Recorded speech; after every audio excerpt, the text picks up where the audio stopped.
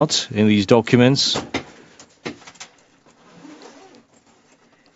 What do I mean by that?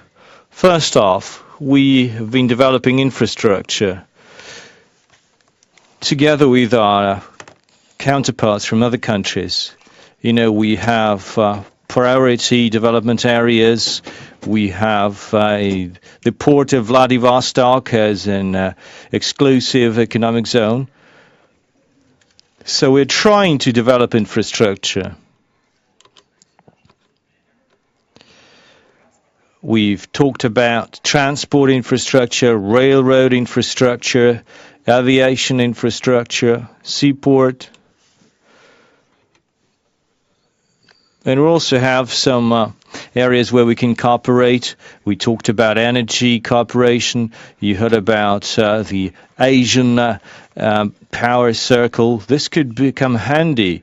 As you know, we have overcapacity, especially in the eastern part of Russia. As for specific projects in energy, they've been implemented thanks to foreign investments, including Chinese investments.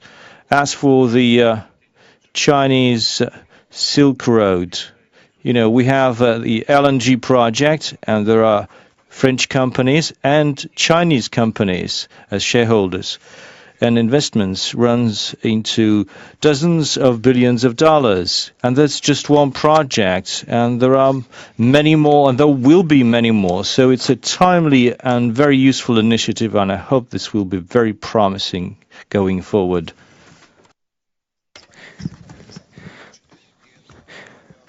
During the forum and during your meetings with head of China, you said that the main event in the relations would be the visit of China's leader to Russia. Well, as we know from the words from a very famous Chinese politician, that one step is always important, but many steps are even more important. So what will be the next steps? It will be the dialogue on energy or the delivery of agricultural products, so maybe it talks on the prices on energy products. So to achieve certain objectives before the visit, I should say that, have you been organizing it already? We need to go back to the turnover volumes that we used to have. There was a decline, last year's results, and that was a 4% increase. That's pretty promising. And if we take this quarter, that's a 30% increase, almost 40%. So that's been a lot of progress in this, but this is not the most important thing. We talk about figures in monetary value. They do have some significance, but this is not the most important thing. Now, what is important? Even during the period when we had a decline in terms of the amount of goods supplied, that remained the same. And for us, most important is the structure of the exports and imports. I think we're moving in the right direction. We are supplying a lot of engineering products, a lot of agriculture, and there's been a drastic increase in the amount of those goods. And that's been a trend for the past 2 or 3 years. And that's been very encouraging. We're also been cooperating in high-tech sectors like space, aircraft building. We have a wide-body passenger jet that is being designed, and certainly an engine is critically needed. We don't have it yet. It's being designed. As you know, we have right now come up with the first engine for in 29 years. There's going to be a 35-ton propulsion engine, and we can now build our own wide-body passenger jet together with our Chinese partners. So it's a synergy effect that requires a combination of efforts from many industries and from science too. We also have very successful cooperation in space. We can take it a step further, as we believe. We are going to supply our rocket engines to China. We'll also have cooperation in the military and the defense sector. And so we're seeing more and more high-tech cooperation in that area. So again, we have energy. It's one of the priority areas. I won't talk about it too much, but again, we have the strength of Siberia pipeline. It's on track. We don't have any disputes on pricing. As I mentioned, we will produce LNG together, and we'll also supply the two-third country markets. Did you listen to Miller's report? We had 2.7 trillion cubic meters of gas on Yamal, and we also have 4.2 trillion. That's another 4.2 trillion. So as you can see, we can supply enough gas for everyone. TASS agency. During this forum, there were certain messages on a rocket launch by North Korea. So how can you comment that threat? Now, first off, again, we condemn any attempts for any countries to acquire nuclear arms. And that applies to North Korea, to the Korean Peninsula. Our position is well known. We are against this. We believe this is dangerous, counterproductive, and harmful. However, recently we saw attempts, and we saw interventions, invasions of foreign powers, regime changes, and certainly that provokes an arms race. So we need a comprehensive approach. We need to strengthen the system of international guarantees, relying on the UN Charter, relying on international law. Anyway, nuclear tests and missile tests are unacceptable. We have to go back to dialogue with North Korea. We need to stop intimidating North Korea. We need to find peaceful solutions to these problems. Is that possible? I believe so.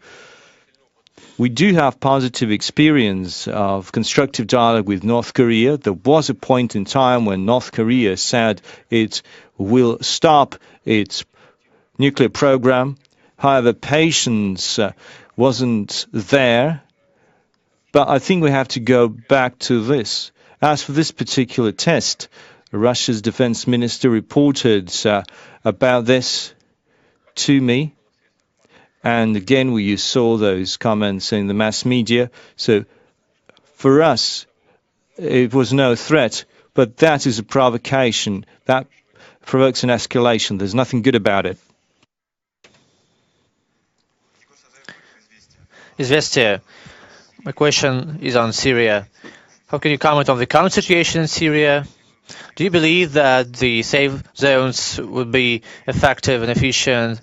And another detail, well, the Kurdish mass media in the northern part of Syria, they showing photos of Russian military specialists present at that part of the country.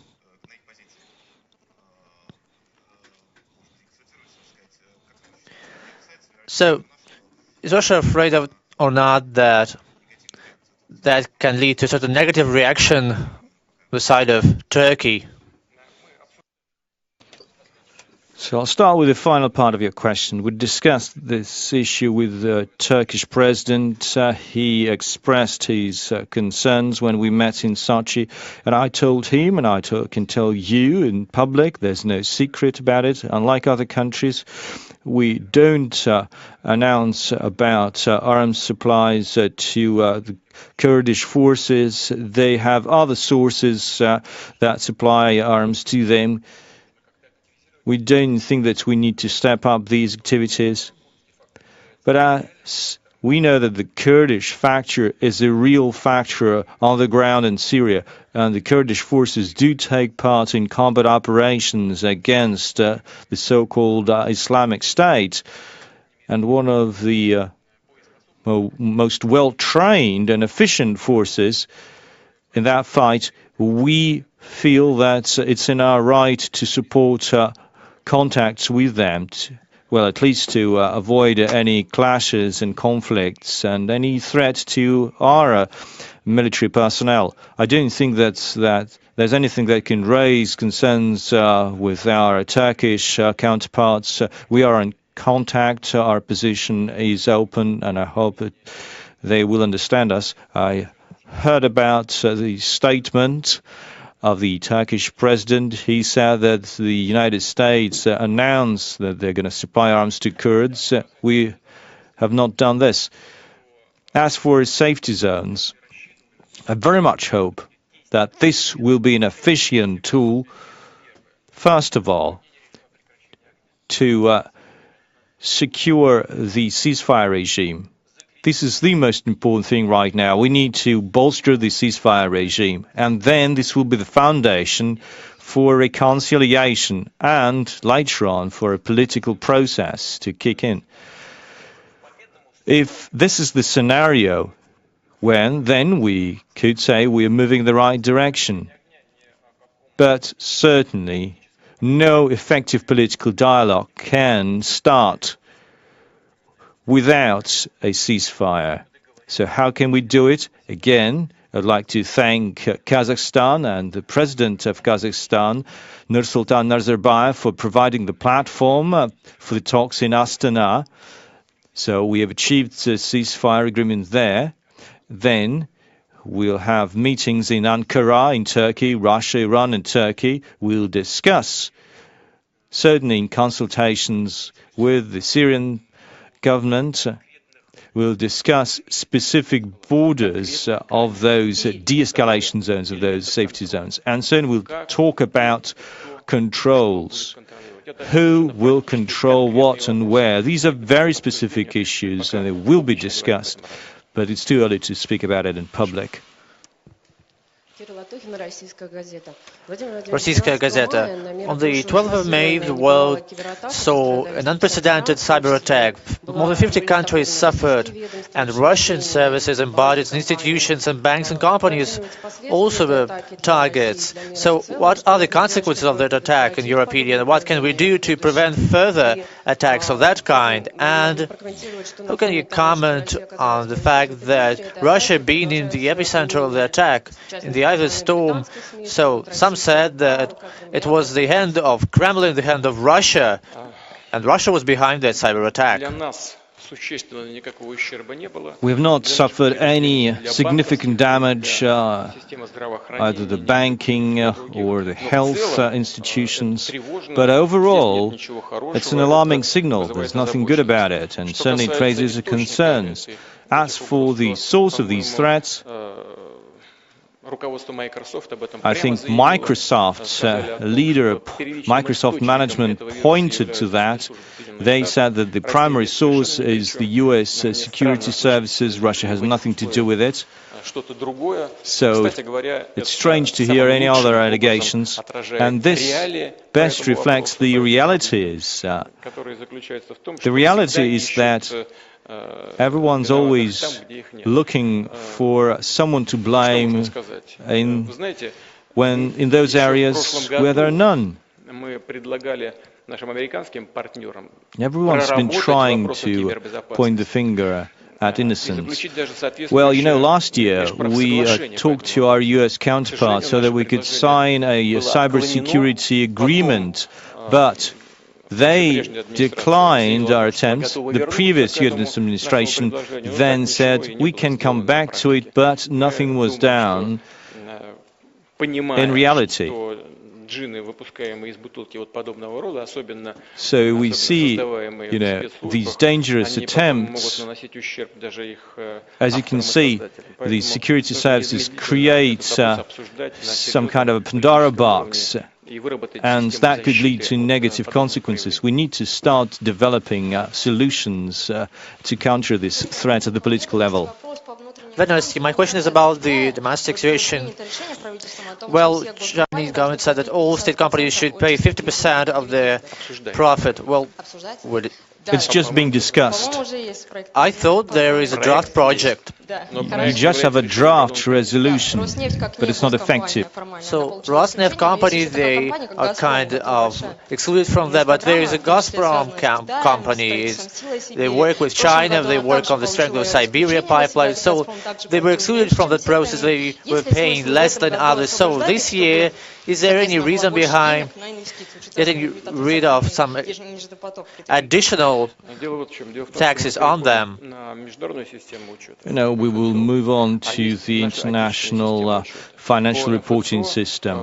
As we also have Russian accounting standards. If we take the IFRS, the Gazprom has a lot of top line, but it's just on paper. They don't have the real cash flow. So I guess the government will take into account the realities on the ground and not just the paper revenues. So I guess this will be the most important factor. We just discussed this with the government before I left for Beijing. So they do have a lot of revenues on the IFRS, but it's just on paper. There's no cash flow. And so certainly the government will look at the realities before taking the decision. TV company. Well, a couple of hours ago it was known that the Minister for Energy harmonized with the Saudi counterparts the decision to prolong the decision to put a cap on oil output for 9 months onwards. So what is your comment on that? I think we can expect good prospects.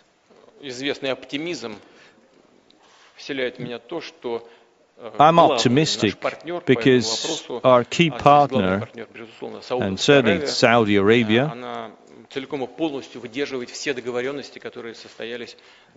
has fully complied with all of the previous arrangements. Now, secondly, Saudi Arabia really needs equitable and fair prices due to a number of reasons. I will not name those reasons. Experts are aware of them. And thirdly, I believe that it was appropriate that the decision was taken for 9 months until mid-2018. This is the foundation for stability. It's not just a decision for 2 or 3 months. It's for 9 months. Just recently, I met with heads of all oil companies. There was a private meeting. I met with the energy minister was there. We discussed that issue, and we support such a proposal.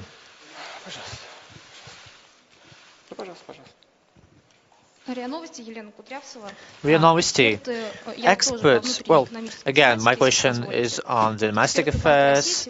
So, Bank of Russia experts issued a report saying that artificial downsizing and downgrading ruble has more disadvantages for the economy than advantages. So in that connection, do you think that the currency exchange course of ruble should be somehow stopped for a while? Well, the wording, is pretty controversial. You can't do anything artificially. And I agree with the position of the Central Bank of Russia. Its policies rely on a number of different factors that are very critical for the country's economy. And as we can see, all of its previous decisions and policies were balanced and appropriate. So some of the colleagues asked some questions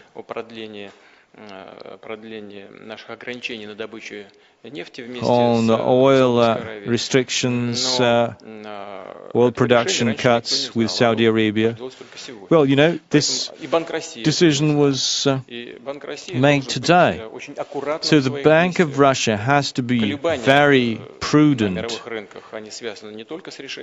And certainly the volatility on the markets is not just due to the decision of Saudi Arabia and Russia. There are a number of other factors, and they have a strong strong impact on the Russian economy. So the central bank believes that there's still a lot of volatility, and it wants to be very prudent, and certainly cautiously it's moving towards a lower rate. Certainly we always calculate that what it means for export-oriented and import-oriented enterprises in Russia.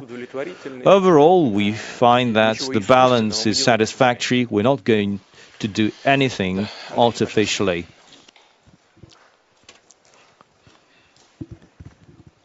The Kommersant newspaper. Yesterday we saw that you played the piano, so as a connoisseur of music, do you regret the fact that Russia doesn't take part in the Eurovision contest? It's a pity that the piano wasn't tuned. It was difficult to play even for me, for a person who plays only with two fingers. So the piano was out of tune. I can't say I played, I just pressed the buttons, waiting for our Chinese partner and friend. So if Mr. Peskov was filming something, I hope it was just for internal use, just for archive. But they decided to upload this. Well, I hope I didn't let you down. You were not disappointed with my performance. As for Eurovision, those who wanted to watch it could do it online. Those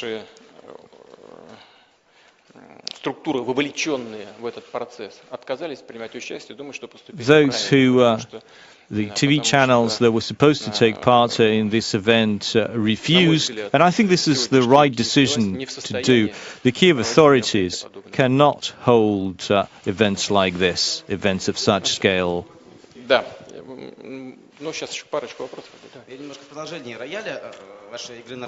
Follow-up. So you played Moskovsky Okna and Hymn to the Leningrad city. What kind of melody would you play when meeting Trump?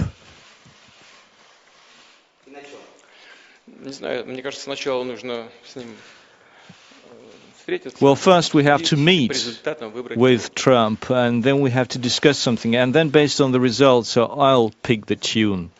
I'll pick the melody. RT.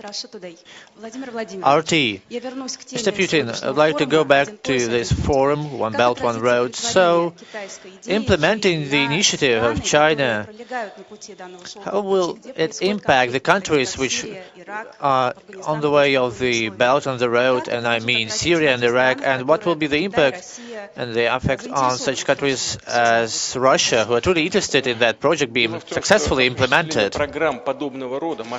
It's a large-scale, long-term project, and its goal is to make the world a better place, a more equitable place. The end target of an event like this is more sustainable development, bridging the gap between the poor and the rich, improving the standards of education and healthcare. It means that our activities will help to eradicate the root causes that are the breeding ground for terrorism and similar phenomena.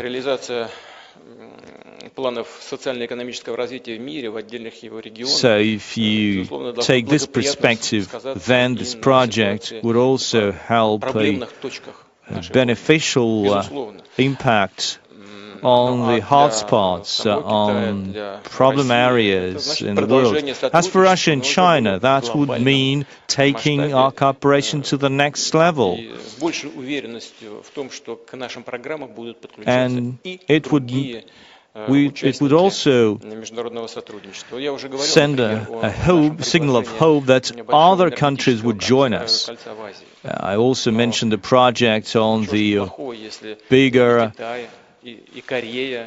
energy circle in Asia. Japan, South Korea could join this project. What would be bad about this? This would certainly benefit everyone, both economically and politically. BeltAndRoad. We're saying much about the economy these days, and China is truly a powerful economy. They have very ambiguous plans. So, are you concerned that all that is planned for the One Belt, One Road will be implemented, and this way China will just take into its orbit Russia too? Can we resist that? Russia is not a country that can be afraid of anything. The actions of China are not to absorb anything.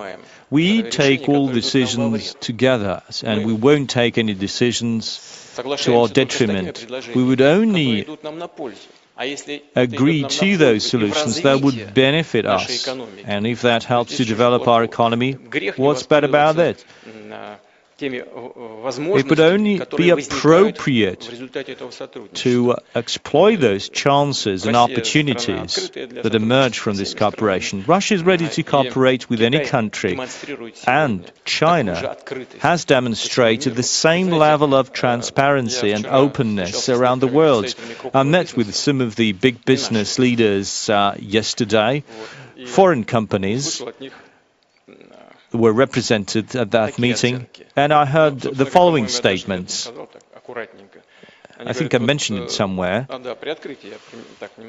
the opening of the conference, and then in the evening, I saw the confirmation of what I said when I talked to the big business leaders, including European business leaders. Surprisingly, China is the most open economy, the most important country that adheres to open market principles. Unlike other countries, which until recently were perceived as the drivers of growth, the role models in transparency and openness. So given this transparent policy, no threats will emerge for anyone. BeltAndRoad. Well, can you elaborate on the strategy to work on the social economic development prepared by Mr. Kudrin? He did his part and presented his work to you. So, what comes next? Will that strategy be presented to the public, and will there be any discussion? Because it was somehow closely formulated, but still it's a very important thing, very important strategy. Will it be part and foundation of the maybe new May instructions of yours? So that strategy, it should be something practical, not another paper left on the table. So it should certainly have such an effect on the economy.